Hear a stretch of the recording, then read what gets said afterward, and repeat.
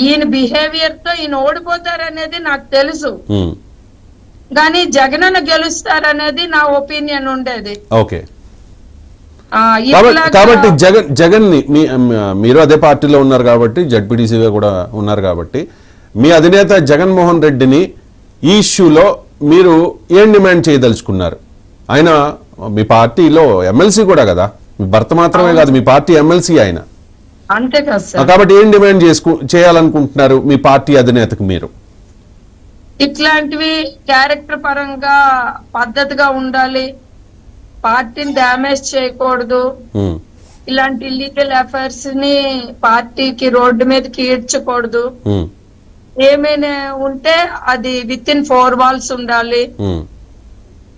ఇట్లాంటివి చేసేటప్పుడు నా డిమాండ్ ఏంటంటే పార్టీ ఖచ్చితంగా ఆయనకి సస్పెండ్ చేయాలి.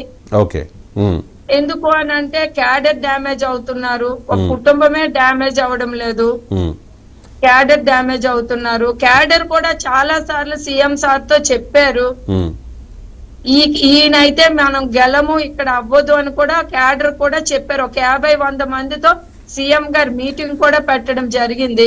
రైట్, అప్పుడు డైరెక్ట్ గా క్యాడర్ కూడా చెప్పడం జరిగింది. సర్వేలో కూడా ఇదే విషయం తెలిసిందట, అయినా కూడా టికెట్ ఇచ్చారని ఒక ఇది.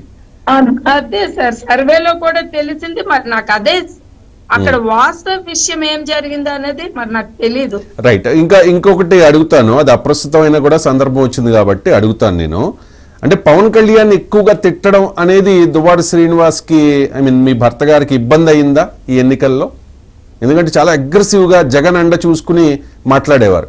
ఒక పార్టీలే, కానీ ఒక మహిళగా చెప్పండి, పవన్ కళ్యాణ్ ముగ్గురు పెళ్లాల గురించి లేకపోతే వాళ్ళ ఇంట్లో ఆడవాళ్ళ గురించి పదే వైసీపీ నాయకులు టార్గెట్ చేశారు. సో దువ్వాడ శ్రీనివాస్ గారు కూడా, మీ భర్త గారు కూడా పదే పవన్ కళ్యాణ్ ని కాస్త శృతి మించే మాట్లాడారు. అది కూడా కొంచెం డ్యామేజ్ చేసింది అనుకోవాలా? సార్, ఒక మహిళగా చెప్పండి, వైసీపీ నాయకురాలుగా చెప్పొద్దు, ఒక మహిళగా చెప్పండి. రాజకీయాల్లో ఎవరున్నే నేను ఒకటే అంటాను సార్, ఒక వేలు మనం ఎదుటి వారి వైపు చూపించేటప్పుడు హౌ ఫార్ మనం కరెక్ట్ గా ఉన్నామని ఆలోచించుకొని మనం మాట్లాడాలి. కానీ బయటకు ఒకలాగా లోపల ఒకలాగా బిహేవ్ చేస్తూ రాజకీయాల కోసం వ్యక్తిగత టార్గెట్లు చేయడం, వ్యక్తిగత విమర్శలు చేయడం అనేది కరెక్ట్ కాదనేది నా అభిప్రాయం. రైట్ అండి, వెరీ స్పోర్టివ్ గా చెప్పారు మీరు. ఒక వైసీపీ నేతగా కాకపోయినా ఒక మహిళగా చెప్పారు, ఎందుకంటే ఒక మహిళగా మీరు ఇబ్బందులు పడుతున్నారు కాబట్టి మీరు రెస్పాండ్ అయ్యారు. ఫైనల్ గా ఒకటి అడుగుతాను నేను, పార్టీలకు అతీతంగా పవన్ కళ్యాణ్ గారు ఎవరు వెళ్ళిన సుగాలి ప్రీతి ఇష్యూలో ఆయన రెస్పాండ్ అవుతూ ఉన్నారు. ఆయన సిబిఐకి అప్పచెప్పి మీకు న్యాయం చేస్తాము అని చెప్పేసి, రీసెంట్గా ఒక అమ్మాయి మిస్ అయిపోతే ఇమ్మీడియట్గా ఫోన్ చేసి, అంటే యుద్ధ ప్రాతిపదికన పోలీసులు రెస్పాండ్ అయ్యి ఎక్కడో కాశ్మీర్ తీసుకెళ్ళిపోయాడట అబ్బాయి, ఒక అమ్మాయిని లేపుకుని వెళ్ళిపోయాడు. అమ్మాయిని కూడా ఇక్కడికి తీసుకొచ్చిన పరిస్థితి. నా పాయింట్ ఏంటంటే, మీకు అన్యాయం జరిగింది కాబట్టి మీరు వెళ్ళినా కూడా పవన్ కళ్యాణ్ గారు ఖచ్చితంగా రెస్పాండ్ అవుతారు, మీకు న్యాయం చేస్తారు.